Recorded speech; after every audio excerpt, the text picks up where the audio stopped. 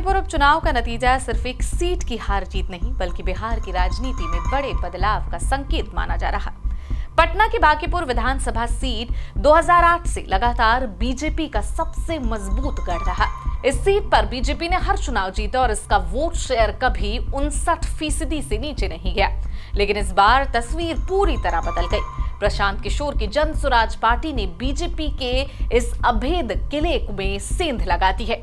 मतगणना के दौरान वो शुरू से ही बढ़त बनाए रहे और आखिरकार निर्णायक अंतर से जीत दर्ज की। दिलचस्प बात यह है कि सिर्फ 9 महीने पहले हुए विधानसभा चुनाव में जन स्वराज एक भी सीट नहीं जीत पाई थी, लेकिन अब उसने बीजेपी के सबसे सुरक्षित गढ़ पर कब्जा कर लिया। इस चुनाव में सबसे बड़ा बदलाव वोट शेयर में भी देखने को मिला।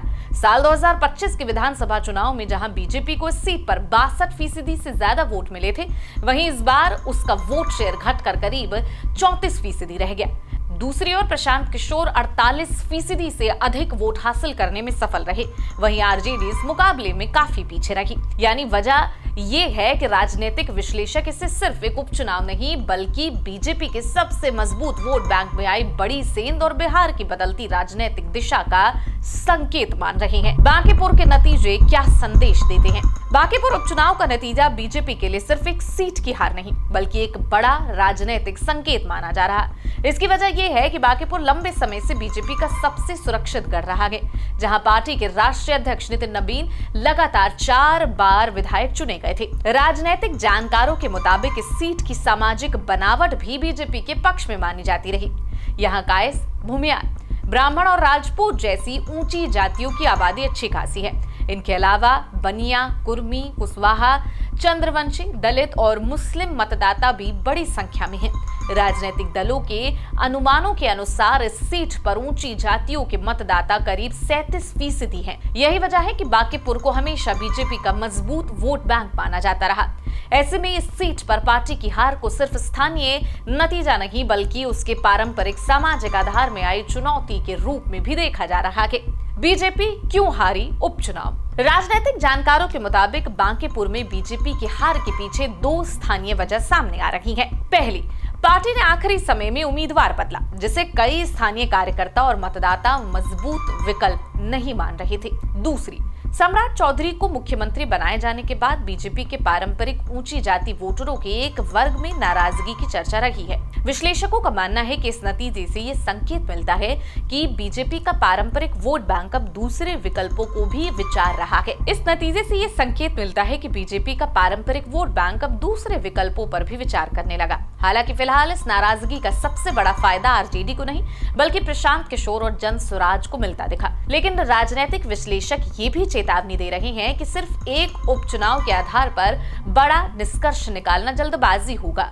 विधानसभा उपचुनाव और लोकसभा चुनाव के मुद्दे अलग होते हैं, इसलिए आने वाले चुनाव में राजनीतिक समीकरण फिर बदल सकते हैं। फिलहाल इतना जरूर है कि बांकीपुर का नतीजा बीजेपी के लिए एक चेतावनी और प्रशांत किशोर के लिए एक बड़े राजनीतिक अवसर के रूप में देखा जा रहा है। बीजेपी के लिए मुसीबत बने ये मुद्दे। राजनीतिक विश्लेषकों का मानना है कि बांकीपुर का नतीजा सिर्फ एक उपचुनाव का परिणाम नहीं बल्कि बदलते सामाजिक और राजनीतिक माहौल का संकेत भी हो सकता है। हाल के महीनों में यूजीसी के कैंपस में जातिगत भेदभाव से जुड़े नियम, नीट पेपर लीक विवाद, जेनजी के विरोध प्रदर्शनों जैसे मुद्दों ने युवाओं के बीच असंतोष बढ़ाया। माना जा रहा है कि इन घटनाओं का असर बीजेपी के उस पारंपरिक सामाजिक समीकरण पर भी पड़ा है जिसे अब तक पार्टी का मजबूत आधार माना जाता। दूसरी ओर प्रशांत किशोर ने अपनी राजनीति को किसी एक जाति तक सीमित रखने के बजाय अच्छे शासन, विकास और व्यवस्था में सुधार जैसे मुद्दों पर केंद्रित रखा।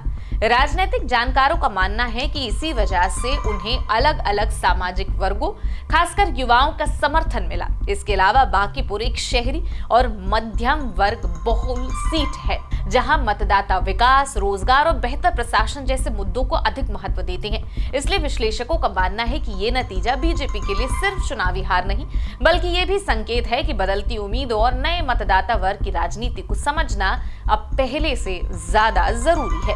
प्रशांत की जीत की क्या वजह रही? राजनीतिक जानकारों का मानना है कि बांकीपुर का नतीजा देश में बदलते राजनीतिक और सामाजिक माहौल का संकेत हो सकता है। हालांकि सिर्फ एक उपचुनाव के आधार पर बड़ा निष्कर्ष निकालना जल्दबाजी होगी। विश्लेषकों के मुताबिक यूजीसी के विवादित नियम, नीट पेपर लीक, जेनजी के आंदोलन जैसे मुद्दों ने बीजेपी के पारंपरिक सामाजिक समीकरणों को चुनौती दी है। खासकर युवाओं के बीच उन मुद्दों का असर साफ दिखता है। वहीं प्रशांत किशोर ने अपनी राजनीति को जाति से ऊपर उठाकर अच्छे शासन, विकास और व्यवस्था में सुधार जैसे मुद्दों पर केंद्रित रखा। माना जा रहा है कि इसी वजह से उन्हें अलग अलग सामाजिक वर्गों का समर्थन मिला। जीत के बाद उन्होंने क्या कुछ कहा है, सुनिए। हमारी पहला काम क्या होगा सर जीतने की जीत के बाद? भाई पहला काम बस यही है कि बांकीपुर की जनता ने जो आशीर्वाद दिया है, अपनी ओर से जो हो सकेगा बांकीपुर में सुधार का प्रयास करेंगे। अगले 2-3 महीने में आपको वो चीज़ दिखेंगी भी। मैं कोई बहुत बड़ी बात बोलना नहीं चाहता हूँ। मेरे विधायक बनने से बांकीपुर बेंगलोर नहीं बनेगा, लेकिन यहाँ पर आपको कुछ सुधार होता अगले 2-3 महीने में दिखेगा। बड़ी बात यह है कि ये चुनाव बांकीपुर के नाली गली पर नहीं लड़ा गया है। ये चुनाव लड़ा गया है कि बिहार का नेतृत्व किसके हाथ में होना चाहिए, और बांकीपुर की जनता ने ये संदेश दिया है भाजपा के नेतृत्व को कि भाई आप अच्छे आदमी को बिहार का मुख्यमंत्री बनाइए। सम्राट चौधरी की जगह किसी कुशवाहा को बनाना है, बनाइए, कोई दिक्कत नहीं है, कुशवाहा को ही बनाइए, लेकिन कुशवाहा समाज के ही किसी अच्छे आदमी को बनाइए। हर हालत में बिहार की तरक्की होनी चाहिए, बिहार का विकास होना चाहिए।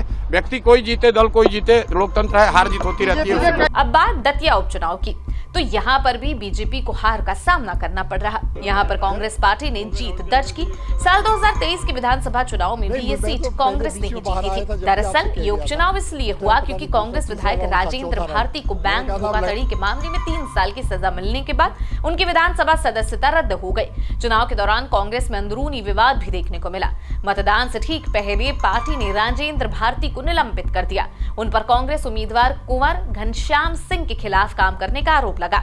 इसके बावजूद कांग्रेस ने सीट बचाकर बीजेपी को झटका दिया है। बीजेपी के लिए झटका, लेकिन विपक्ष के लिए भी राहत नहीं। 3 में से 2 उपचुनाव में हार बीजेपी के लिए चिंता की बात हो सकती है, लेकिन इन नतीजों से विपक्ष को भी बहुत ज्यादा राहत नहीं मिली। बांकीपुर में बीजेपी का वोट बैंक जरूर खिसका, लेकिन इसका फायदा उसके पारंपरिक प्रतिद्वंदी आरजेडी को नहीं मिला। इसके बजाय बड़ी संख्या में वोट प्रशांत किशोर और उनकी जन स्वराज पार्टी के खाते में गए। आरजेडी का वोट शेयर भी पिछले विधानसभा चुनाव के मुकाबले काफी घट गया। तो वहीं दतिया में कांग्रेस ने सीट बचा ली, लेकिन ये पहले से ही उसके पास थी। साथ ही आजाद समाज पार्टी कांशी राम को भी अच्छी संख्या में वोट मिले, जिससे साफ है कि बीजेपी विरोधी वोट अब भी बटे हुए हैं। यानी इन नतीजों से इतना तो साफ है कि बीजेपी को झटका लगा, लेकिन विपक्ष भी अभी तक खुद को एकमात्र मजबूत विकल्प के तौर पर स्थापित नहीं कर पाया है। तो ये थी उपचुनाव से जुड़ी हमारी खास रिपोर्ट। आपको कैसी लगी रिपोर्ट कमेंट बॉक्स में जरूर बताएं। अगर आपको ये वीडियो पसंद आया हो तो उसे लाइक करें और चैनल को सब्सक्राइब करना बिल्कुल ना भूलें। जहां नेता चले चालें और वोटर करे हिसाब, हर सीट पर तगड़ी जंग, हर गली में हंगामा, कुर्सी के खेल में छुपा है बड़ा ड्रामा। कौन जीता कौन हारा, संपूर्ण विश्लेषण, सत्ता का हर तड़का सिर्फ जनसत्ता पर। चुनावी बिसात सोमवार से शुक्रवार शाम 7 बजे।